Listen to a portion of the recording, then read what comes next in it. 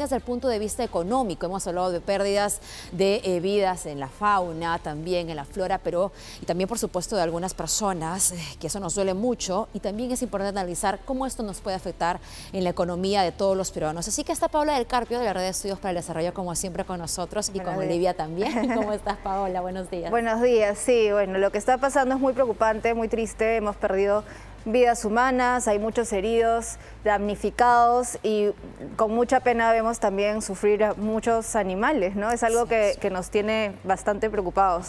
Y hay algo a tener en cuenta, ¿no? No es la primera vez que ocurre un incendio forestal, de hecho vienen increyendo, como decimos, ¿no? De este año ha habido, según Cenepred, más de 1.500 incendios forestales durante el año, no todos en este momento.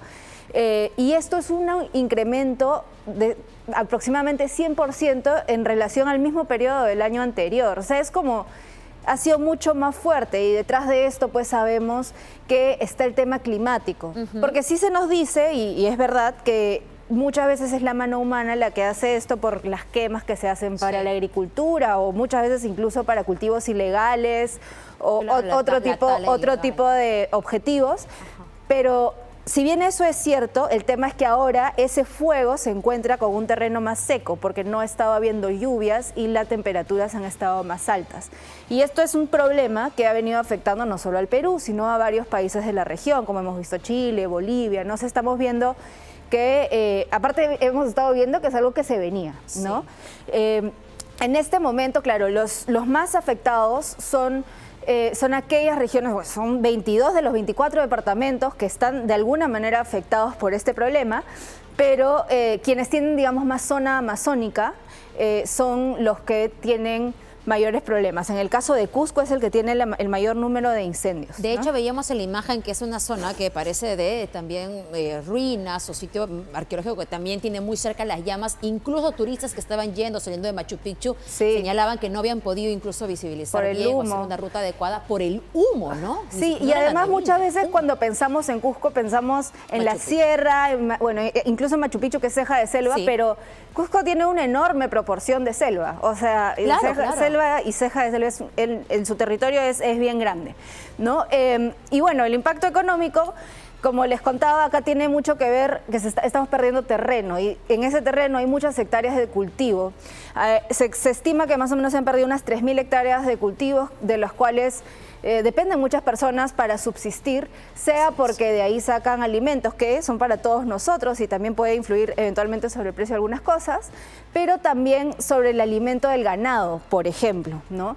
Entonces, ahí hay una afectación importante tanto a la agricultura como a la ganadería, pero son varios los sectores afectados. Se ha estimado que las pérdidas hasta ahora por los incendios forestales serían de 220 millones de soles. Y eso es más que todo el presupuesto que tenemos disponible para prevenir desastres en este año en el país, ¿no? Bueno, eso dicen que prevenir es más barato que arreglar. Como 10 veces más barato, ¿no? Entonces eso es bien importante, ¿no? ¿Y por qué decimos, claro, esto va a tener un impacto sobre nuestro crecimiento económico, que ya iba, o sea, que va creciendo, pero tampoco al ritmo que quisiéramos, lamentablemente. Entonces, como les mencionaba, tienes agricultura, tienes ganadería, también tienes el tema de turismo, estábamos hablando de Cusco, Amazonas, Chachapoyas, que está ahí. Sí. Y tienes temas de salud también, porque la gente está inhalando humo, los animales también tienen otros problemas. Y educación también, ¿no? O sea, hay muchos que están teniendo que cerrar colegios, la infraestructura educativa se está viendo afectada, así que hay que estar muy alerta. Y tenemos ahora situaciones que atender, que podemos llamarles retos ante esa situación tan terrible que se está viviendo en casi todas las regiones del país.